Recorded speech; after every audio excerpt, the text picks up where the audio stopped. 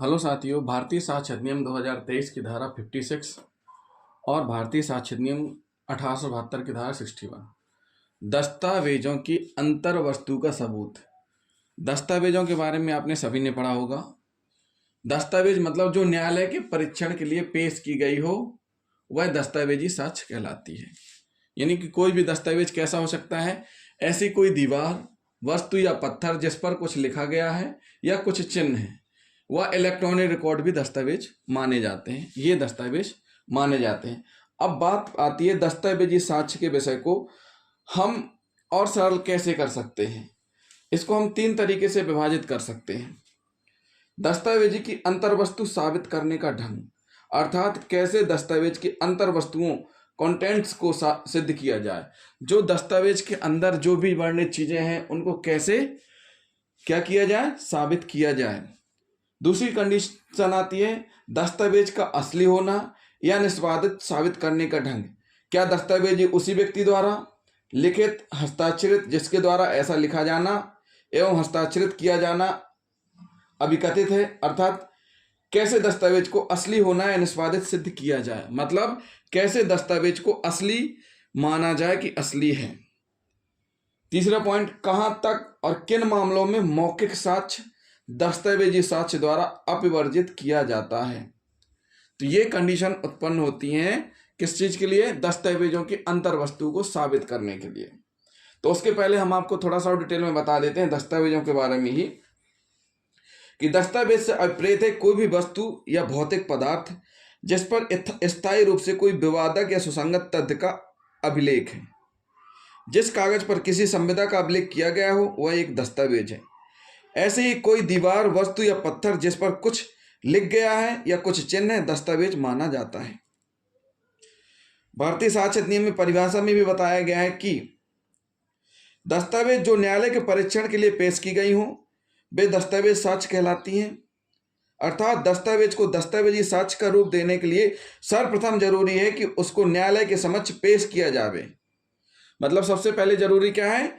न्यायालय के समक्ष पेश किया जावे जब तक कि उसकी अंतर्वस्तु या द्वितीय साक्ष्य ग्राह्य न हो। मतलब सीधा सीधा कह रहे हैं कि दस्तावेज की प्राथमिक साक्ष्य जो भी है उसको सबसे पहले न्यायालय के समक्ष पेश किया जाए, तब तक कि उसकी अंतर्वस्तु या द्वितीय साक्ष्य, अंतर्वस्तु का द्वितीय साक्ष्य ग्राह्य न हो या उसका औपचारिक सबूत अधित्याजित ना कर दिया गया हो। मतलब सीधी सी बात है, आपको क्या करना है? प्राथमिक जो भी सबूत है उसको न्यायालय के समक्ष पेश करना है जब तक कि उसकी अंतर्वस्तु का द्वितीय साक्ष्य ग्राह्य ना हो। सीधी सी बात है, आपको पेश करना ही है।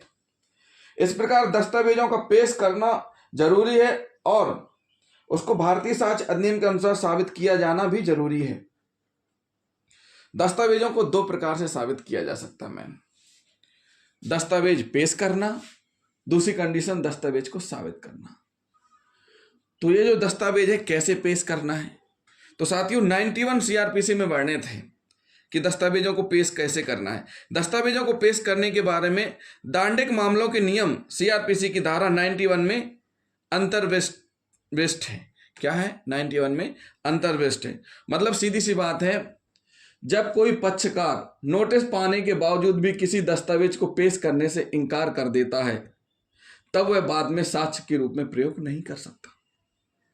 2 पक्षकार हैं, एक पक्षकार के पास डिवाइस है या कुछ भी दस्तावेज है, नोटिस मिला कि आप पेश करिए, तो उसने इनकार कर दिया नहीं है, लेकिन वो सोच रहा हो कि बाद में फिर वो पेश कर दे अपने साक्ष्य के रूप में, तो वहां पर उसके पास मौका नहीं रहेगा पेश करने का।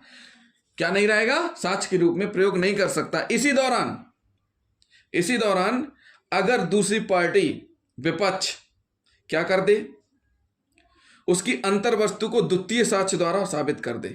मतलब जो अंतर्वस्तु है, जो उसके अंदर है, उस चीज को द्वितीय साक्ष्य के द्वारा अगर साबित कर देता है तब वो भले अपने पास रखे रहे, उसका कोई मतलब नहीं है। सीधी सी बात यह है कि अगर किसी को नोटिस मिला है कि आप पेश करें, अगर आप पेश नहीं कर रहे हैं, अगर उसको सोच रहे हैं बाद में पेश करेंगे, तो बाद में पेश करने का कोई मतलब नहीं है। लेकिन सेकेंड पार्टी उस मूल साक्ष्य को सेकेंडरी के द्वारा भी साबित कर सकती है। क्यों? क्योंकि मूल आपके पास है, आप पेश नहीं कर रहे हैं, तो उनके पास सेकेंडरी है, तो उसको पेश करके उसको साबित कर सकते हैं। दूसरी कंडीशन, केवल दस्तावेज को पेश करने वाले सम्मानीय व्यक्ति की प्रति परीक्षा नहीं की जा सकती। इसमें कहा गया है कि केवल जो दस्तावेज पेश कर रहे हैं उसका मामले से कोई रिलेवेंट नहीं है, तो उनकी प्रति परीक्षा नहीं की जा सकती है, दूसरे शब्दों में गवाही नहीं बन जाता वो।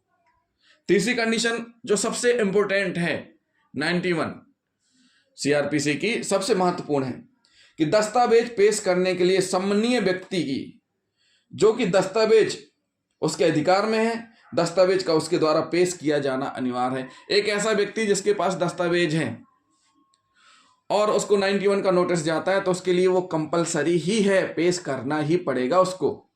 वो वहां पर ये नहीं कह सकता, इनकार नहीं कर सकता, उसको पेश करना ही पड़ेंगे। चौथी कंडीशन, मंगाई गई सूचना पर पेश की दस्तावेज साक्ष्य के रूप में ग्राह्य होगी। साथियों, 91 सीआरपीसी के बहुत से आवेदन लगते हैं, हम बहुत सी चीजें प्रिजर्व करवाते हैं, रखवाते हैं, तो वही है कि मंगाई गई सूचना पर पेश की गई दस्तावेज साक्ष्य के रूप में बिल्कुल ग्राह्य होगी, 100% ग्राह्य होगी। तो जो सबसे महत्वपूर्ण कंडीशन है 2, दस्तावेज पेश करने के लिए सम्मानीय व्यक्ति यानी जिसके पास दस्तावेज है वो उस चीज को मना नहीं कर सकता, उसको करना ही पड़ेगा पेश न्यायालय में।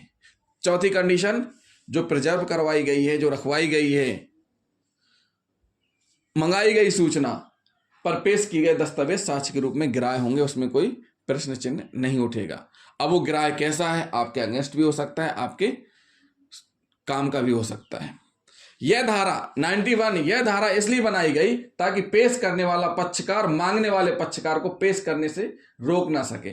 जो 91 सीआरपीसी जो बनाने का मुख्य उद्देश्य था, कैसा, यह धारा इसलिए बनाई गई ताकि पेश करने वाला पक्षकार मांगने वाले पक्षकार को पेश करने से ना रोक सके। तो साथियों, ये हो गया दस्तावेज को कैसे पेश करना है।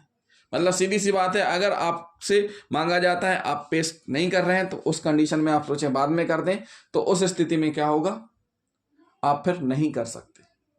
दूसरी कंडीशन कि भाई जिसके पास से दस्तावेज मांगे जा रहे हैं उसको उसका प्रतिपरीक्षण नहीं किया जा सकता। तीसरी कंडीशन 91 में ही दी है कि जिसके पास डॉक्यूमेंट हैं, जिसके अधिकार में है वो दस्तावेज, वो मना नहीं कर सकता। और चौथी कंडीशन, मंगाई गई सूचना पर पेश की गई दस्तावेज साक्ष्य के रूप में ग्राह्य हो गई। जो ये धारा इसलिए बनाई, ये 91 सीआरपीसी बनाने का उद्देश्य यही है ताकि पेश करने वाला पक्षकार मांगने वाले पक्षकार को पेश करने से रोक ना सके। तो साथियों, ये क्या हुआ, पार्ट 1 दस्तावेज पेश करना।